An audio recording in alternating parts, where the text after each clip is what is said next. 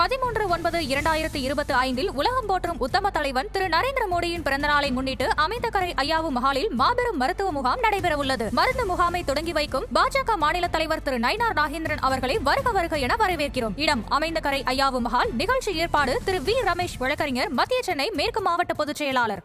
முந்திரி திராட்சை முழுசா இருக்கு. ஆச்சி பாயாசம் மிக்ஸ், ஒன்று வாங்கினால் ஒன்று இலவசம். செங்கோட்டையன் அவர்கள் டெல்லியில் இருக்கிறார், டெல்லியில் அமித்ஷாவை சந்தித்தார் அப்படிங்கிற மாதிரியான செய்திகள் தமிழக ஊடகங்கள்ல இப்ப ரெக்க கட்டி பறக்க தொடங்கியிருக்கு.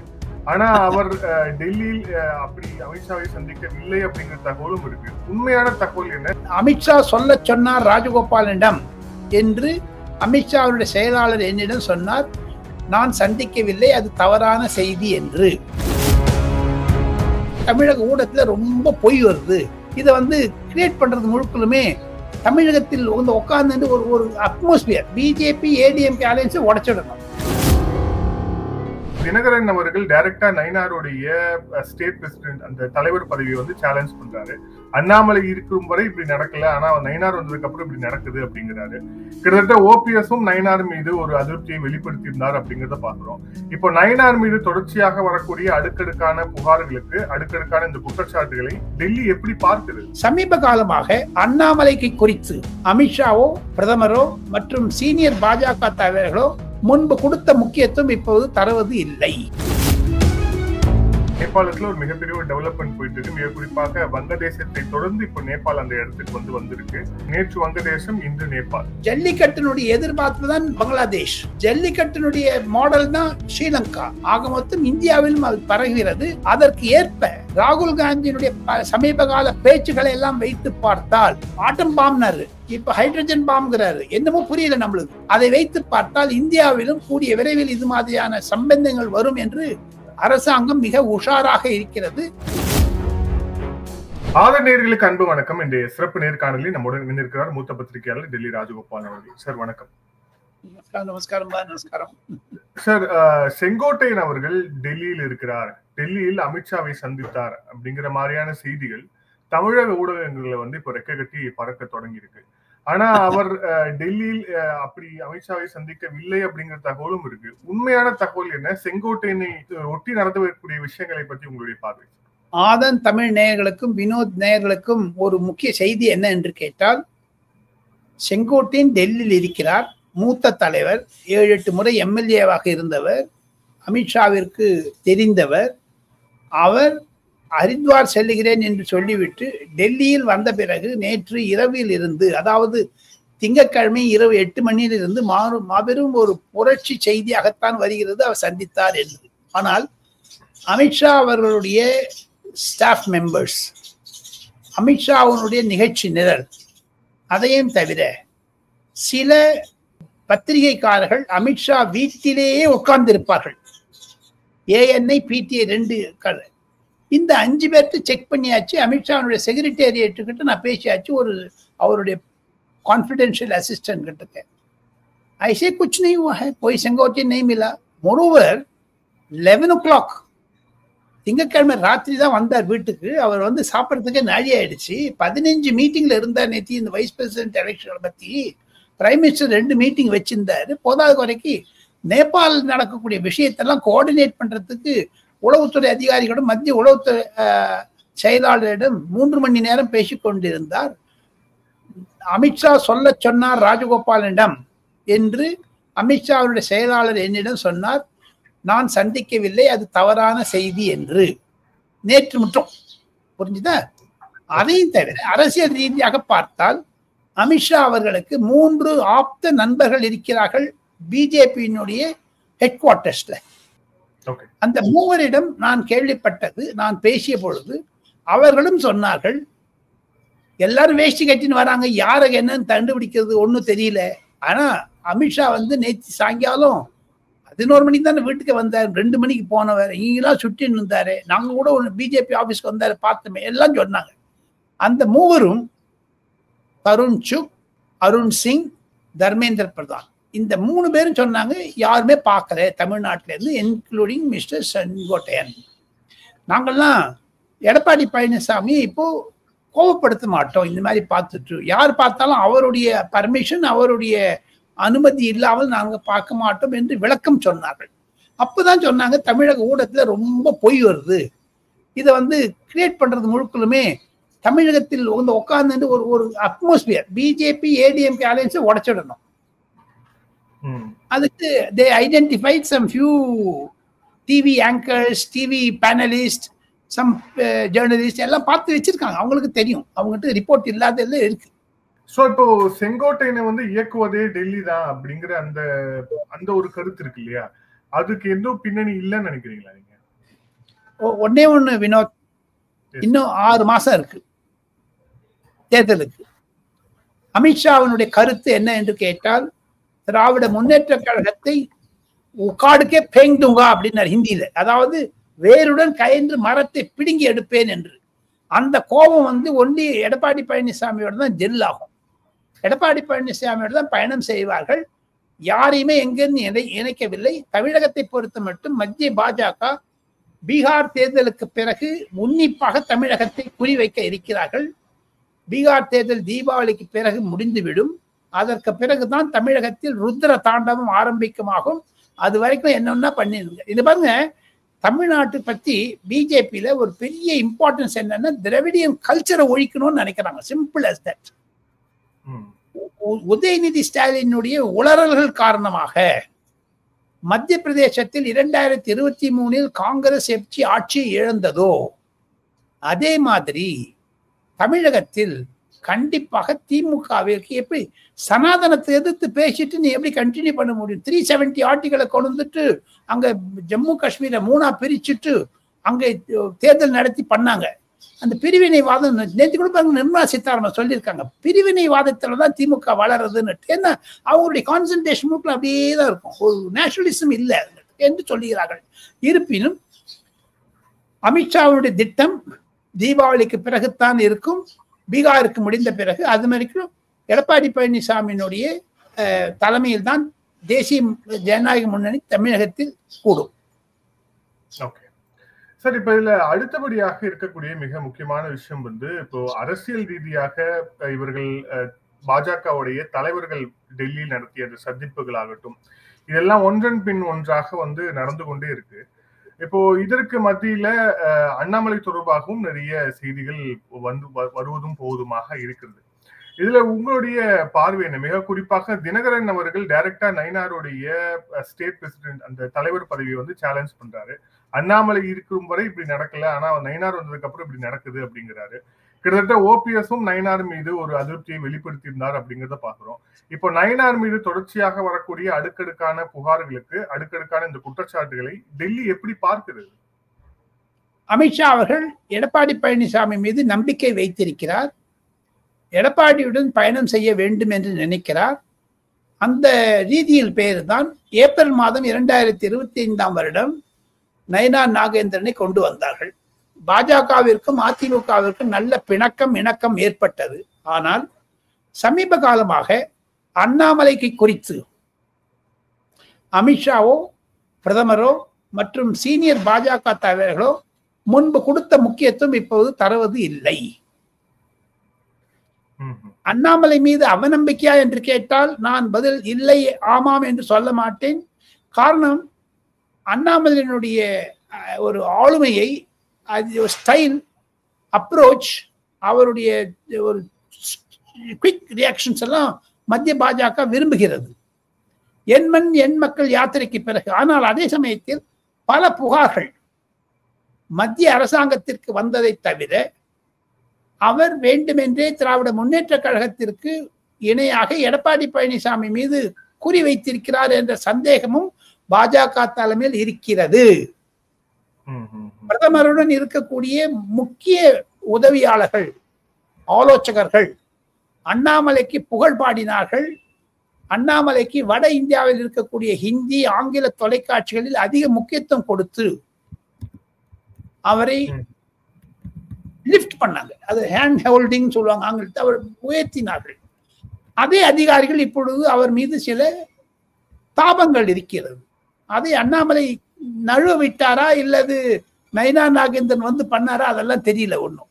பிளஸ் இந்த கேசவ விநாயகன் ஒருத்தர் இருப்பாங்க தமிழ்நாட்டுல, பிஜேபியினுடைய ஒரு ஆர்கனைசிங் செக்ரட்டரி. அவரை வந்து எடுக்கணும்னு எல்லாருமே சொல்லிட்டு இருக்காங்க, அண்ணாமலை உள்பட, நயினா நாகேந்திரன் உள்பட, எல் கணேசன் உள்பட எல்லாருமே. காரணம் 9 வருஷம் இருந்துட்டார் அங்க. வந்து இப்போ இங்க சமீபத்தில் டெல்லியில் நடந்த மீட்டிங்ல கூட சில சம்பவங்கள், அண்ணாமலை பெயரை குறிப்பிடவே இல்லை அமித்ஷா அவர்கள். கேசவ விநாயகத்தின் மீது முன்ன இருந்த ஒரு நம்பிக்கை குறைஞ்சிடுச்சு. காரணம் என்ன என்று கேட்டால், வருபவர்கள் தங்களுடைய அஜெண்டா தான் இருக்க தவிர பார்ட்டியை முன்னிறுத்தலை என்ற ஒரு குறிப்பு இருக்கிறது. இதெல்லாம் வைத்து பார்த்தால் தமிழகத்தினுடைய பாஜக நிலையை அமித்ஷா நன்றாக புரிந்து கொண்டிருக்கிறார். அண்ணாமலைக்கு கண்டிப்பாக ஒரு முக்கிய பதவி கிடைக்கும், அவர் மௌனம் சாதித்தால் என்றுதான் சொல்லி. ஏன்னா பொறுத்தார் பூமி ஆழ்வார், நான் ஏற்கனவே உங்க சேனல்லே சொல்லியிருக்கேன். அவருடைய அப்ரோச் பார்த்து நான் சில மூத்த தலைவர் நெருங்கி பழகுவதனால் எனக்கு கிடைக்கக்கூடிய செய்திகள் அதுதான். இதுல இப்போ துணை ஜனாதிபதி தேர்தலுக்கான அந்த விவகாரங்களும் போயிட்டு இருக்கு. அதோட கரண்ட் அப்டேட் என்ன சார்? ஏன்னா இப்போ சிபிஆர் நிக்கிறதால இன்னும் கூடுதல் கவனம் பெறுகிறது. அதோட கரண்ட் அப்டேட் என்ன? இப்ப அது தொடர்பான மீட்டிங்ஸ்லயும் அமித்ஷா அவர்கள் பங்கேற்றாருன்னு சொன்னீங்க. இப்ப அதோட நெக்ஸ்ட் ஆக்ஷன் என்னவா இருக்கும்? இப்ப இன்னைக்கு நாம் இருவரும் 3 மணிக்கு டியூஸ்டே செவ்வாய்க்கிழமை போலி பதிவு செய்கிறோம். இருப்பினும் 125 சீட்ல ஜெயிக்கணும்னு நினைக்கிறாங்க பிஜேபி. ரொம்ப கடினமாக உழைத்தார் நரேந்திர மோடியும் அமித்ஷாவும் சேர்ந்து கொண்டு. காரணம், இதுல அவங்க ஒரு பேனா கொடுப்பாங்க வினோத், அதுலதான் கைது போடணும். ONE1 TWO2 THRE3 எழுதணும் நீங்க. அதுல இன்வாலிட் ஆகிறதுக்கு சான்சஸ் உண்டு. தப்பு இப்படி மார்க் போடக்கூடாது. அதுல எத்தனையோ கண்டிஷன்ஸ் இருக்கு, சுப்ரீம் கோர்ட் நிர்ணயிச்சிருக்கார்கள். அதுல அந்த தேர்தல் நடந்து கொண்டு இருக்கிறது. நாம் இருவரும் பேசும் பொழுது 7 மணிக்கு அந்த ரிசல்ட் வரப்போகிறது.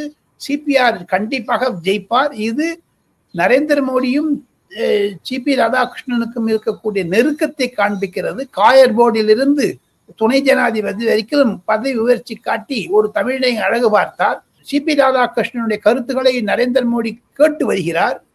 அவருடைய ஆலோசனையை கண்டிப்பாக எடுத்துக்கொள்வார்.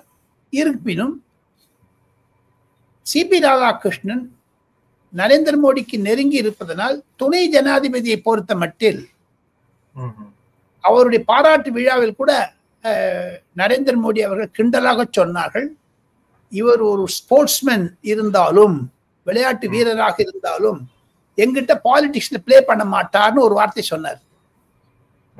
அது ஜெகதீப் தங்கரை குறிக்கிறது. அந்த ஜெகதீப் தங்கர் இடத்தில் நம்பிக்கையான, ஏன்னா ஜெகதீப் நம்பரை கொண்டு வந்தது அமித்ஷாவும் நரேந்திர மோடி தான். அதுல ஃபெயில் ஆயிட்டாங்க. ஏன்னா அவங்க வந்து ஆங்கிலத்தை சொல்லுவது மாதிரி கையை சுட்டுன்னு விட்டாங்க. they burned their fingers. அந்த வேற விட்டாங்க. அவர் வந்து காங்கிரஸோட சேர்ந்து நரேந்திர மோடி அரசாங்கத்தை கவிழ்க்க வேண்டும் என்று திட்டம் போட்டார். அரவிந்த் கெஜ்ரிவாலை பிரதமர் ஆக்கிறேன் என்றெல்லாம் ஒரு சொல்லிக்க. சந்திரபாபு நாயுடு பேசின சந்திரபாபு உடனே போய் பிரேமிட்ட சொல்லிட்டாரு. இதெல்லாம் பெரிய கதை. டெல்லியில ஓடுறது பாத்தீங்கன்னா நீங்க நம்ப மாட்டீங்க. அதெல்லாம் ஜெகதீப் தங்கர் அவ்வளவு அரசை தான். அந்த ஜாட் கம்யூனிட்டி இருக்கு பாருங்க,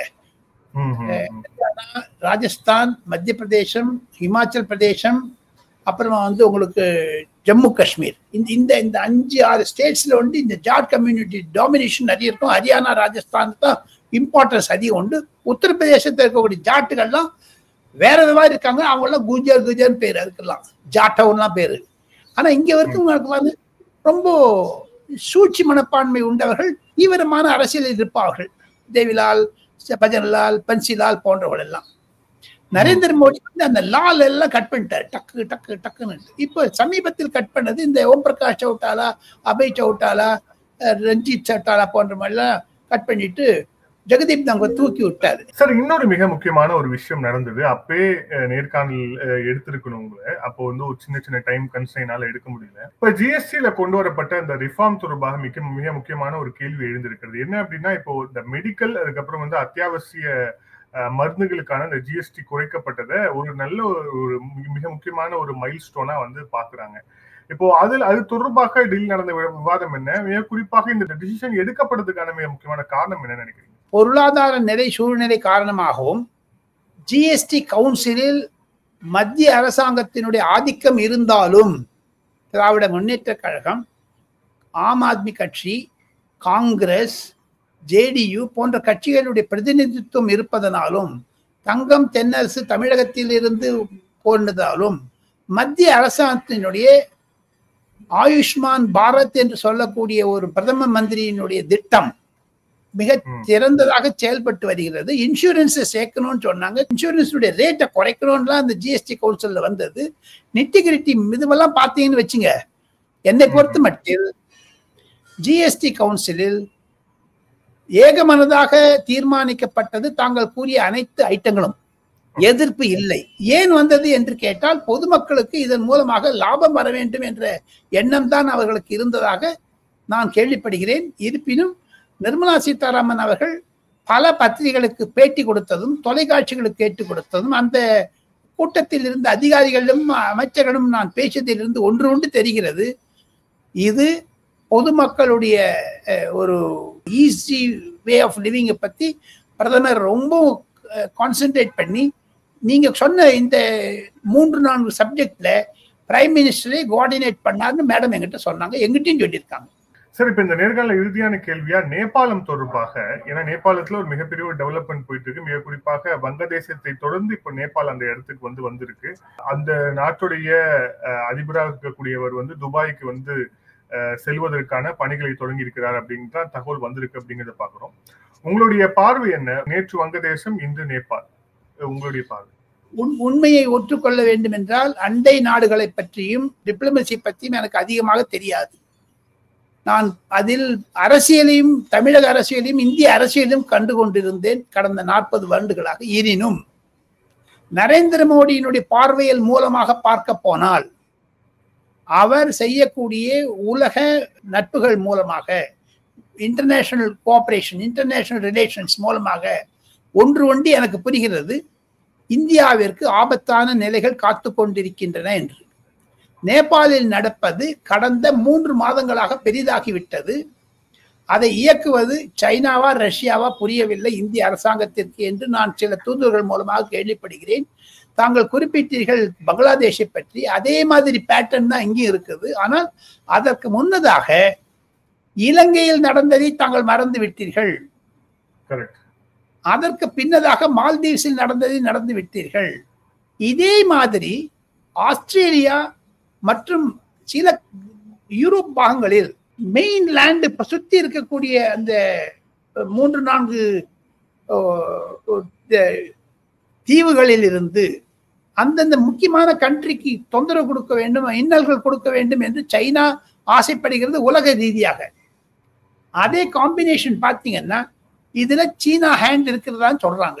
டெல்லியில பல வட இந்திய தொலைக்காட்சிகள் துணை ஜனாதிபதி தேர்தலுக்கு முக்கியத்துவம் தருவதை விட அண்டை நாடான நேபாளுக்கு அதிகமான முக்கியத்துவம் தந்திருக்கிறார்கள். அதன் மூலம் இந்தியாவில் பல மாதங்களாகவே காங்கிரசிற்கு பிறகு இந்தி கூட்டணியினுடைய முன்னிலை பற்றி நரேந்திர மோடி அவர்கள் நாடாளுமன்றத்திலேயே சொல்லியிருக்கிறார், இந்தியாவிற்கு ஆபத்தான சூழ்நிலை வர இருக்கிறது என்றும். ரெட் ஃபோர்ட்ல இருந்து பேசும்போது சொல்லியிருக்காரு, எங்களுக்கு சைபர் கிரைம், டிஜிட்டல் வார், ஏன்னா வரக்கூடிய AK-47 வச்சுன்னு துப்பாக்கி வச்சு சொல்றதெல்லாம் போயாச்சு. இப்போ எல்லாம் ட்ரோன் பிளஸ் டிஜிட்டல் ஸ்வாட்னு ஒன்று கொடுத்துருக்காங்க, புதுசாக ஒன்று கண்டுபிடிச்சிருக்காங்க. அது மூலமாக எல்லாத்தையும் நீங்க இது பண்ணி விடலாம். இப்ப பாருங்க, ஆபரேஷன் சிந்தூர்ல கூட 200 கிலோமீட்டர் போய் அடிச்சுட்டு பிரிசிஷன்ல எண்ணில் கொண்டு வந்துட்டாங்க. அந்த மாதிரி எனக்கு சண்டையில பாத்தீங்கன்னா இந்தியா கவலைப்படுகிறது. வரக்கூடிய 15, 16, 17 தேதிகளில் பிரதமர் நரேந்திர மோடியை CCC என்று சொல்லக்கூடிய இராணுவ தலைவர்கள் அனைவரும் சேர்ந்து கொண்டு கொல்கத்தாவில் 3 நாள் கூட்டம் வச்சிருக்கிறார். டாப் சீக்ரெட் கூட்டம். அதில் 40 பேர் கலந்து கொள்ள இருக்கிறார்கள். இராணுவம், ஆர்மி, நேவி, டிஃபென்ஸ்ல இருக்கக்கூடிய எல்லாருமே சேர்ந்து அதுல சைபர் கிரைமை பத்தி பேச இருக்காங்க. அதுல நேபாள் கண்டிப்பாக முக்கிய இடம் பெறும். காரணம் என்ன என்று கேட்டால், உள்நாட்டில் இருக்குது, வெளிநாட்டிலேருந்து சில இதுக்கு வராங்க. கன்வர்ஷன்ஸ், மத மாற்றம், பல FCRA இருந்து இம்போர்ட் பண்றேன், எக்ஸ்போர்ட் பண்றேன்னு அது உள்ள பணத்தை வச்சுட்டு உங்களுக்கு இந்தியாவில் வந்து எதிர்வினை கொண்டுவதற்கான அயல் நாட்டினுடைய சதிகள் இதெல்லாம் கண்டுபிடித்து ஆகிவிட்டது. NSA தோவல் அவர்கள் இதன் மூலம் முக்கியமாக ஒருங்கிணைப்பு செய்து வருகிறார், ராஜ்நாத் சிங், அமித்ஷா உள்பட. ஆக மொத்தம் இந்திய அரசாங்கத்திற்கு ஒரு மாபெரும் இடியாக இருந்தாலும் கடந்த பல வருடங்களாகவே ராகுல் காந்தியினுடைய பேச்சுகள், அவருடைய நடைமுறைகள் எல்லாம் பார்த்தால் எங்கு பார்த்தாலும் அவர் நெருப்பு நெருப்பு நெருப்பு நெருப்பு என்று சொல்லுகிறார். தடால் என்று பூகம்பம் என்று சொன்னார், இப்ப ஹைட்ரஜன் பாம் என்று சொன்னார்.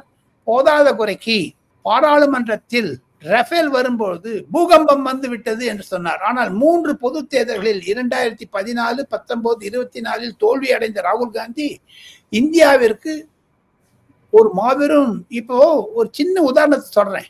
தமிழ்நாட்டில் ஜல்லிக்கட்டுக்கு எப்படிங்க அந்த மெரினா கூட்டம் வந்தது? அப்படி எப்படிங்க அது வந்து ஸ்பான்டேனியஸா வந்து இது ஏற்பாடு பண்ணாங்களா? அது அந்த அரசாங்கத்தை எடுக்க வேண்டும் என்று தானே. அது மாதிரியான சூழ்நிலை, அதனுடைய என்லார்ஜ்மெண்ட் தான் நேபாள். ஜல்லிக்கட்டினுடைய எதிர்பார்ப்பு தான் பங்களாதேஷ், ஜல்லிக்கட்டினுடைய மாடல் தான் ஸ்ரீலங்கா. ஆக மொத்தம் இந்தியாவிலும் அது பரவுகிறது. அதற்கு ஏற்ப ராகுல் காந்தியினுடைய சமீப கால பேச்சுக்களை எல்லாம் வைத்து பார்த்தால் ஆட்டம் பாம்னாரு, இப்ப ஹைட்ரஜன் பாம்ங்கிறாரு, என்னமோ புரியல நம்மளுக்கு.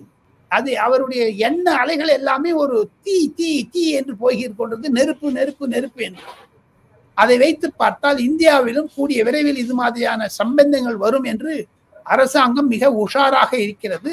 நரேந்திர மோடி சொல்வதன் மாதிரி நேஷன் ஃபர்ஸ்ட். அவருடைய 12 ஆண்டு கால அரசியலில் 13 ஆண்டு கால முதலமைச்சராக இருந்தபோது 25 ஆண்டுகளில் பிரயாணம் செய்த நரேந்திர மோடிக்கு ஒரு தர்ம சங்கடமான நிலை வந்திருக்கிறது. ஜிஎஸ்டியில் வெற்றி பெற்றாலும், சைனாவிலிருந்து வெற்றி பெற்றாலும், ட்ரம்பினுடைய பிரச்சனைகள் எல்லாம் எதிர்நோக்கினாலும் இந்த தீ தீ தீ பிரச்சனையை நரேந்திர மோடி எப்படி கையாள இருக்கிறார் என்றும் தெரியும். கிரைசிஸ் ஆப்பர்ச்சுனிட்டியா கன்வெர்ட் பண்றது நரேந்திர மோடியோட பெஸ்ட் ஆள் கிடையாதுங்க என்று சொல்லி என்னுடைய வாதம் இதுதான். நன்றி சார், பல்வேறு கேள்வி. Thank you sir, thank you so much.